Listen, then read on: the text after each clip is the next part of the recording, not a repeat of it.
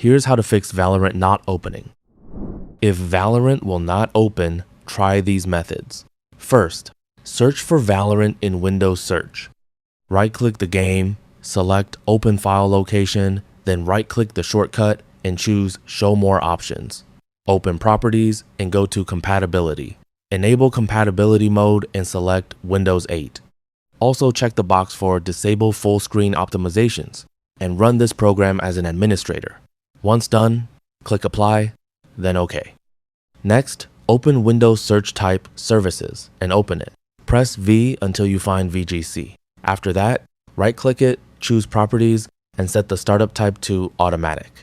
Click Start, then Apply and OK. Finally, search for Graphics Settings and open it. Find Valorant, open GPU Preference, and choose High Performance. Now, try opening the game again. That's all for this video. Thanks.